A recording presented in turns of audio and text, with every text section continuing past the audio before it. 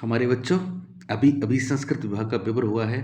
उम्मीद करते हैं कि बहुत अच्छा हुआ होगा, क्योंकि वही सब बातें हैं जो हमने डिस्कस करी हैं। जिन लोगों ने हमारे मैनेजमेंट के कोर्सेज ले रखे हैं उनकी बल्ले बल्ले है। चलिए करते हैं बात। पहला प्रश्न था 35 वाला, जो हमसे संबंधित है। सॉरी, 34 से स्कूल मैनेजमेंट शुरू है।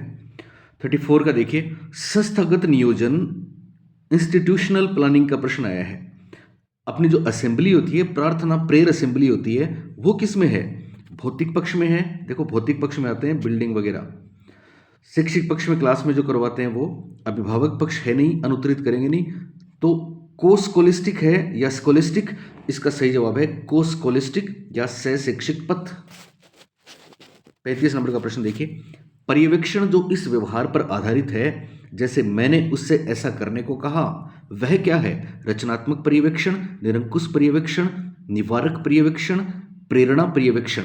यानी I told him to do that, मैंने उसको कहा कि तुम ये करो। क्रिएटिव है कि ऑटोक्रेटिक है कि प्रिवेंटिव है कि इंस्पिरेशनल है? तो देखो बच्चों, मैं आपको बता दूं, अगर ऑर्डर या आदेश होता है तो वो ऑटोक्रेटिक होता है, निरंकुश होता है। और रिक्वेस्ट होती है, सलाह होती है उसके लिए, तो वो फिर इंस्पिरेशनल होता है। इसमें आदेश क्लियर नहीं है, इसलिए मैं जाऊंगा इंस्पिरेशनल सुपरविजन के साथ, प्रेरण पर्यवेक्षण के साथ। 36 देखिए, प्रबंध के कुछ सिद्धांत दिए हैं। हेनरी फ्यूल, तो ऐसी कोई परीक्षा है ही नहीं जिसमें आता ही नहीं है। तो हेनरी फ्यूल ने कौन से सिद्धांत सुझाए थे? रेम्युनरेशन बिल्कुल सुझाया है, पारिश्रमिक सुझाया है। डिवीजन ऑफ लेबर बिल्कुल सुझाया है, श्रम का विभाजन। स्पान ऑफ कंट्रोल हैमिल्टन का है, इनका नहीं है। डिसिप्लिन इनका है, यूनिटी ऑफ कमांड इनका है। तो जिसमें ए बी डी ई पहला ऑप्शन राइट है। 39 का देखिए बच्चों, 39 देखिए, 39 में माफ करें, 39 मैं रास्ते में हूँ, रास्ते में चल रहा हूँ और अभी भी मेरे को पेपर मिला है। केवल 5 मिनट मैंने प्रश्नों को पढ़ा है, इसलिए कोई एक आध अगर आंसर किए में गलत आए तो आप मेरे को दोष मत देना, वैसे ऐसा होता नहीं है। समग्र शिक्षा योजना का उद्देश्य समान और समावेशी कक्षा वातावरण के साथ गुणवत्तापूर्ण शिक्षा सुनिश्चित करना है। यह उद्देश्य किस सतत विकास लक्ष्य SDG सब्सटेंशियल डेवलपमेंट गोल्स, याद है आपको? हमने चर्चा करी है कई बार। तो शिक्षा वाली बात, समावेशी शिक्षा वाली बात आती है SDG 4 में। तो बच्चों, इसका सही जवाब है ऑप्शन नंबर 4। उसके बाद देखिए 39 वाला, दीक्षा पोर्टल की बात की जा रही है। तो दीक्षा पोर्टल में कौन सी चीज़ें होती हैं? पहली बात, दीक्षा पोर्टल के माध्यम से शिक्षक अपने विद्यार्थियों को ऑनलाइन शिक्षा देते हैं? नहीं, दीक्षा पोर्टल केवल टीचर्स ट्रेनिंग के लिए है। दूसरा, इस पोर्टल का उपयोग केवल अध्यापकों द्वारा ही किया जाता है, ये बिल्कुल सही है। तीसरा ऑप्शन है NCERT की पुस्तकों में QR कोड स्कैन करेंगे? नहीं, हम चूंकि स्कूल में रहते हैं हमने किया नहीं। चौथा, इंटरनेट कनेक्टिविटी के बिना पठ्य सामग्री संग्रहित व शेयर नहीं की जा सकती है, बात बिल्कुल सही है। तो बी और डी जिस ऑप्शन में है वो इसका राइट आंसर होगा, और ये है ऑप्शन नंबर 4, बी और डी। नेक्स्ट बच्चों, जो भी मेरे को सुन रहे हैं नए बच्चे हैं, चैनल को सब्सक्राइब कर लें। और ये आप टिप्स पे करोगे, ये ऐसी बातें हैं जो हमारे बच्चों के लिए इतनी आसान है, लेकिन उनके लिए तो सीरियसली हमारे कोर्सेज लेके हमसे पढ़ते हैं। लूथर गुलिक का पोस्ट कोर, तो पता नहीं कितनी बार, डी का मतलब डायरेक्शन है। Planning, organisation, staffing, direction, coordination, reporting, budgeting. तो इसमें सही जवाब है निर्देशन। 40 में एक निर्देशन, डायरेक्शन। 41 का देखिए, अभी इसके साथ पॉलिटी का रजिस्टर करवा रहे हैं, वो वीडियो भी आप देखना। 41 का है, राजस्थान राज्य पाठ्य पुस्तक बोर्ड औपचारिक रूप से कब अस्तित्व में आया? तो बच्चों, ये डेट है 29 दिसंबर 1973। नेक्स्ट 42 का, निम्नलिखित में से RSCERT का कौन सा एक डिवीजन नहीं है, विभाग नहीं है? तो हम सब जानते हैं RSCERT क्या है। पहले ये था SI, राजस्थान का है तो RSICERT, नहीं RSIERT, educational research and training. State institute for educational research and training 2018 में इसका नाम कर दिया RSCERT, Rajasthan state educational research and training. 1978 में स्थापना हुई थी उदयपुर में। तो इसमें कौन सा विभाग नहीं है?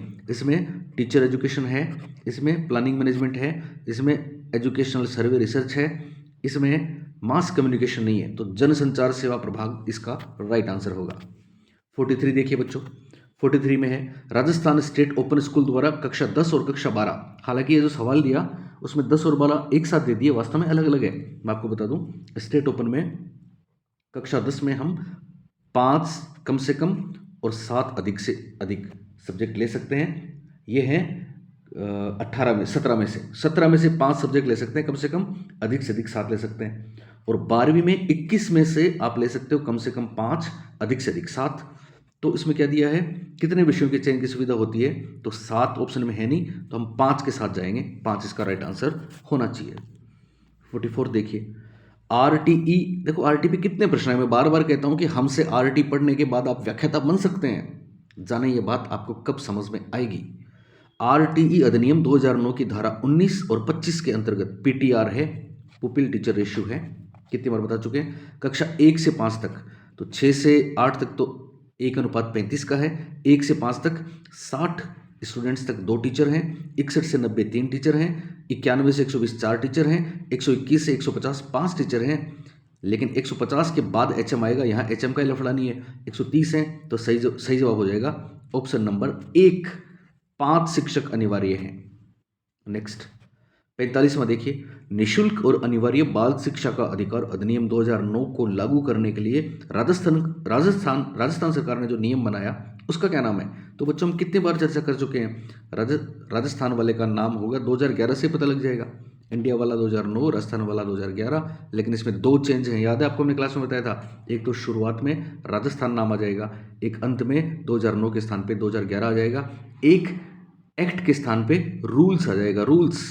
तो वही बात है, Rajasthan right of children to free and compulsory education rules 2011, ऐसा का ऐसा हमारे हर बच्चे की कॉपी में लिखा हुआ है। तो सही जवाब है ऑप्शन नंबर 2, क्योंकि इसमें पहले राजस्थान है, बाद में लास्ट में 211 है और नियम भी है।